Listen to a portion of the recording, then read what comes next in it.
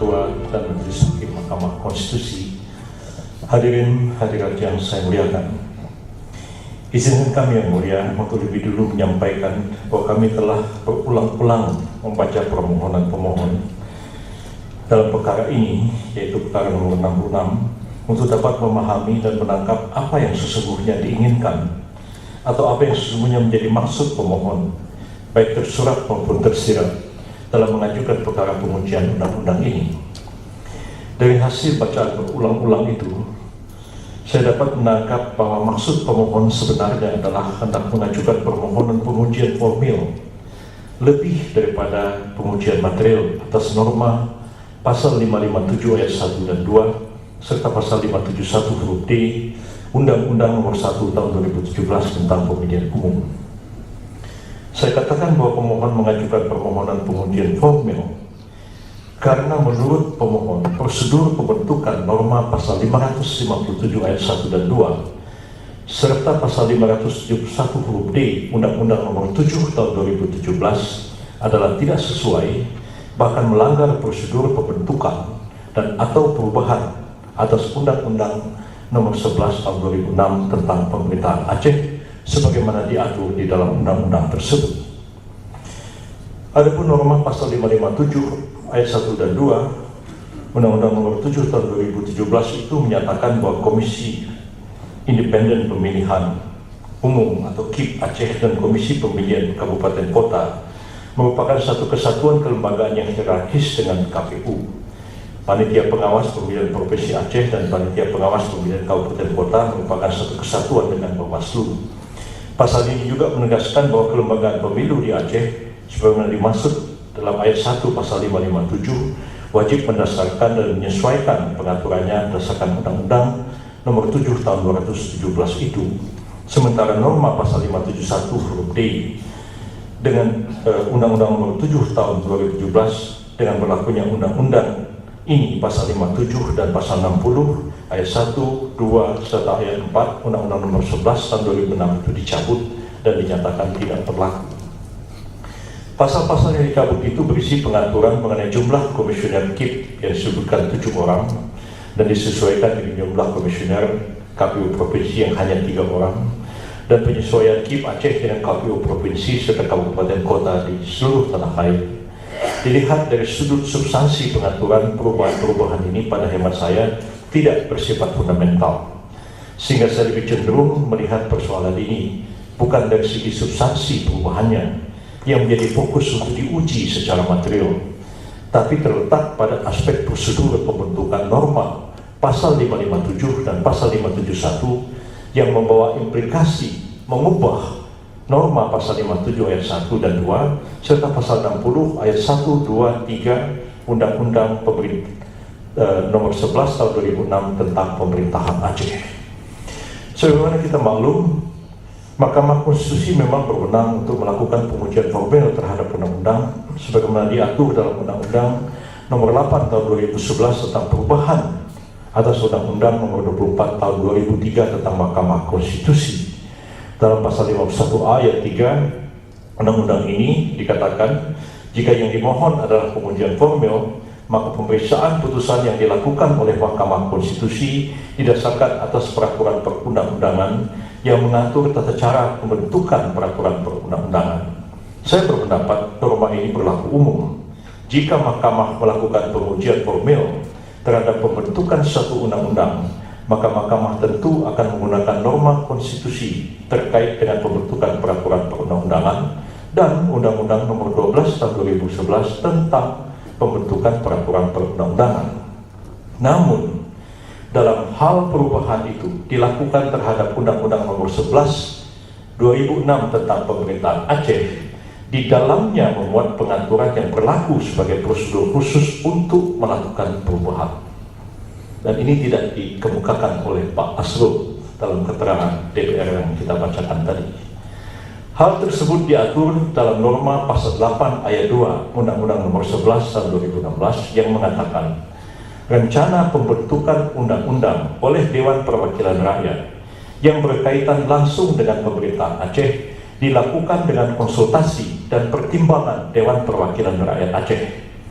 Dengan demikian, maka dalam hal pengujian formil atas perubahan atas Undang-Undang Nomor 11 Tahun 2006, maka Mahkamah Konstitusi tentunya di samping menggunakan norma-norma konstitusi dan norma-norma Undang-Undang Nomor 12 Tahun 2011 tentang pembentukan peraturan perundang-undangan, juga harus menggunakan prosedur perubahan sebagaimana diatur di dalam Undang-Undang Nomor 11 Tahun 2006 tentang pemerintahan Aceh itu sendiri. Bahwa DPR memegang kekuasaan membentuk undang-undang, sedangkan inisiatif pembentukan undang-undang bisa datang dari DPR, bisa datang dari Presiden. Dari manapun datangnya inisiatif itu tidaklah masalah, karena tidak mengurangi makna kekuasaan DPR untuk membentuk undang-undang dengan persetujuan Presiden. Apapun juga rencana pembentukan dan atau perubahan undang-undang yang berkaitan langsung dengan pemerintahan Aceh dilakukan dengan konsultasi dan meminta pertimbangan Dewan Perwakilan Rakyat Aceh. Oleh karena norma pasal 8 ayat 2 ini secara eksplisit menyebutkan bahwa konsultasi dan pertimbangan itu wajib dilakukan dengan DPRA, maka konsultasi dan pertimbangan itu bukan dilakukan terhadap gubernur selaku pemerintah Aceh, apalagi mengundang orang ramai-ramai di gubernuran untuk konsultasi, itu tidak ada artinya. Konsultasi dan permintaan pertimbangan dimintakan kepada gubernur dalam hal pemerintah pusat berkeinginan untuk melakukan perubahan administratif pemerintahan di Aceh sebagaimana diatur dalam pasal 8 ayat 3 Undang-Undang Nomor 11 Tahun 2006. Oleh karena DPR Aceh secara eksplisit disebutkan sebagai pihak yang wajib DPR berkonsultasi dan meminta pendapat, jadi tidak perlu melibatkan gubernur sebagai pemerintah Aceh. Maka jika DPRA berpendapat bahwa kewenangan yang diberikan oleh undang-undang itu dilanggar dalam proses pembentukan atau perubahan undang-undang yang berkaitan langsung dengan Aceh, maka DPRA mempunyai legal standing untuk mengajukan pengujian formil ke Mahkamah Konstitusi. Ini tentu berbeda dengan hak konstitusional atau constitutional right yang diberikan oleh konstitusi namun dilanggar dan atau dieliminir oleh berlakunya norma undang-undang yang dijadikan sebagai dasar untuk menentukan ada atau tidaknya kedudukan hukum atau legal standing dalam mengajukan permohonan pengujian material kepada Mahkamah Konstitusi. Legal standing dalam pengujian formil tidak selalu harus didasarkan kepada constitutional right yang diberikan oleh konstitusi, tapi dapat saja muncul sebagai legal right yang diberikan oleh undang-undang. Secara material, pemohon memang tidak secara tegas menunjukkan adanya pertentangan norma antara pasal 571 huruf D Undang-Undang Nomor 5 Tahun 2017 yang mencabut norma pasal 57 dan pasal 60 ayat 1, 2 dan 3 Undang-Undang Nomor 11 Tahun 2006 dengan norma konstitusi di dalam Undang-Undang 45. Sebagaimana kita maklum, pembentukan norma pengaturan berkaitan dengan komisi pemilu sebagaimana diatur dalam pasal 22E Undang-Undang 45 akan diatur dengan undang-undang. Jadi ada open legal policy dalam pembentukannya yang merupakan kewenangan pembentuk undang-undang. Sedangkan terhadap norma undang-undang yang dibentuk sebagai open legal policy tersebut tidak akan dibatalkan oleh MK, betapapun buruk pengaturan itu sepanjang norma itu tidak secara diametral bertentangan dengan UUD 45, rasionalitas, moralitas, dan ketidakadilan yang intolerable seperti disebutkan dalam putusan MK 515259 tahun 2008. Saya melihat dari sudut material pencabutan norma pasal 57, pasal 60 ayat 1 dan 2 melalui norma pasal 571 huruf D Undang-Undang Nomor 7 tahun 2017 tidaklah menimbulkan pertentangan norma dengan norma konstitusi dalam UUD 45, karena pilihan apakah komite independen adalah institusi penyelenggara pemilu secara struktural berdiri sendiri di Aceh atau tidak, itu adalah sepenuhnya open legal policy yang berlaku di sana. Namun persoalan di Aceh tidaklah sederhana seperti itu. Kalau kita melihat Undang-Undang Nomor 11 Tahun 2006 tentang pemerintahan Aceh, undang-undang ini dibentuk dengan kesepakatan Helsinki untuk mengakhiri konflik berdarah berkepanjangan yang telah mengorbankan begitu banyak nyawa, darah, dan air mata sampai akhirnya pemerintah RI dan GAM sepakat mengakhiri konflik melalui sebuah negosiasi.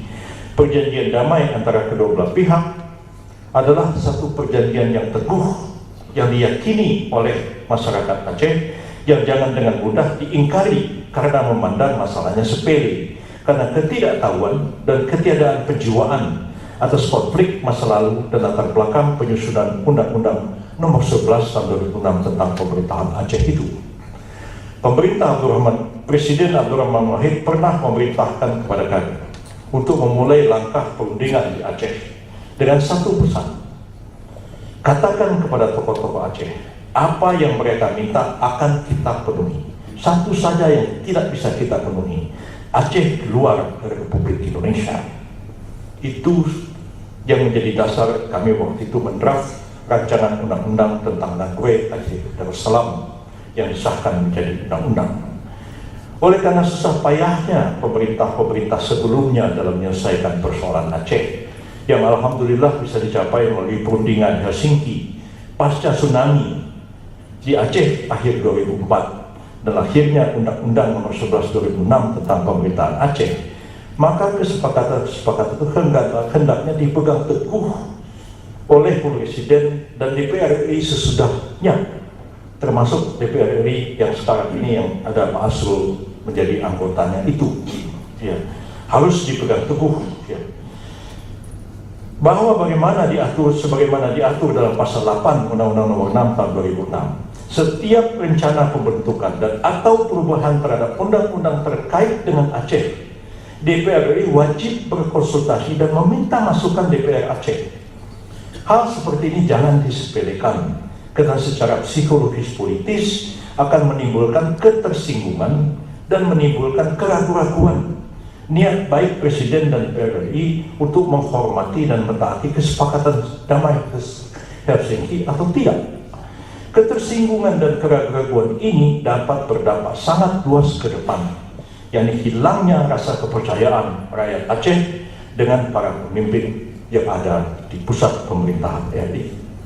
Masalah tersinggung ini yang mulia, satu hari kalau saya boleh bercerita, saya diceritakan dua tokoh, Muhammad Natsir dan Tengku Daud Berehet. Tahun 49 sesudah selesai agresi militer pertama, dibentuklah Kabinet Hatta. Waktu itu diangkat seorang Perdana Menteri untuk Sumatera, berkedudukan di Aceh, namanya Syafruddin Prawiranegara, yang berpengalaman membentuk PDRI sesudah agresi militer yang kedua itu. Kenapa ditaruh di Aceh? Karena Aceh tidak pernah diduduki Belanda selama agresi militer. Jadi kalau agresi lagi, maka Syafruddin siap membentuk pemerintahan RI yang ada di Aceh. Syafruddin itu diberi kewenangan untuk membentuk undang-undang darurat khusus berlaku untuk Sumatera. Karena ada tapi undang-undang darurat itu baru berlaku penuh apabila disetujui oleh PP Genip di Jogja. Karena ada desakan membentuk Provinsi Aceh, maka Syafruddin mengeluarkan undang-undang darurat berlaku untuk Sumatera, pembentukan Provinsi Aceh. Bergembiralah orang Aceh, sukacitalah pembentukan Provinsi Aceh itu. Tapi ketika dibawa ke Jogja, Menteri Dalam Negeri Susanto Tirto Projo pada waktu itu menolak untuk membawa ini ke Genip, dipaksa dibawa dan Genip menolak pengesahan itu, sehingga undang-undang darurat pembentukan Provinsi Aceh itu menjadi batal. Dan ditugaskanlah kepada kabinet baru dipimpin Natsir untuk membubarkan, melikuidasi Provinsi Aceh, dan akan diusulkan undang-undang pembentukan provinsi-provinsi baru termasuk Provinsi Aceh. Natsir datang ke Aceh, bertemu Daud Berehet, mengatakan, apakah kami harus angkat senjata hanya untuk membentuk Provinsi Aceh? Itu terjadi dalam sejarah. Tengku Daud Berehet sangat tersinggung dengan pembubaran Provinsi Aceh itu karena tidak disetujui oleh BP Genip di Jogja yang tidak mengerti psikologi orang Aceh. Kami termasuk salah seorang yang terlibat dalam upaya-upaya mencari penyelesaian damai di Aceh ini sampai kepada perundingan Helsinki. 2 kali kami mewakili Presiden mengajukan RUU tentang Aceh, RUU NAT dan RUU tentang pemerintahan Aceh yang diuji sekarang ini. Karena itu saya mohon, betapapun persoalan mengubah status KIP di Aceh itu tidak fundamental, tapi tolong pemerintah pusat dan DPR mintalah konsultasi dan mintalah pendapat kepada DPR. Saya kira kalau itu mereka akan setuju. Tapi karena ini disepelekan Orang Aceh berpikir, kalau ini mulai dipreteli undang-undang Aceh, besok dipreteli lagi yang lain, lama-lama habislah Undang-Undang Nomor 6 tahun 2011, dan akhirnya habislah kesepakatan Helsinki. Akhirnya orang berpikir, udah kalau gini kita perang lagi soal pemerintah pusat. Untuk apa kita cari keributan dalam soal ini? Pak Asrul, tolonglah kita pahami psikologis orang Aceh dalam persoalan-persoalan yang seperti ini. Pada akhirnya, saya ingin mengatakan yang mulia, bahwa memang ada kesalahan fatal. Undang-undang pemerintahan Aceh dicabut. Pasal yang kita sebutkan tadi itu, pasal berapa, 59, pasal 56, dengan ketentuan pasal 571 di Undang-Undang Nomor 7 tahun 2017. Dan karena itu, saya pikir ini menyangkut prosedur. Jadi persoalannya sekarang, kalau diuji secara formilnya, ternyata formil pembentukan pengubahan Undang-Undang Aceh melalui Undang-Undang Pemilu ini salah. Pendapat saya, MK tidak perlu lagi menguji materinya. Andai kata satu perpu diuji di MK ini, dan MK bisa membuktikan bahwa tidak ada hal ihwal kegentingan memaksa, maka untuk apa lagi diperiksa pengaturan perpu itu? Andai kata Presiden bikin undang-undang sendiri tanpa melibatkan DPR, betapapun bagusnya materi undang-undang itu, betapapun sesuainya dengan UUD 45, MK tidak perlu berpanjang kalam kecuali membatalkan undang-undang itu karena melanggar prosedur pembentukan undang-undang dari segi formilnya.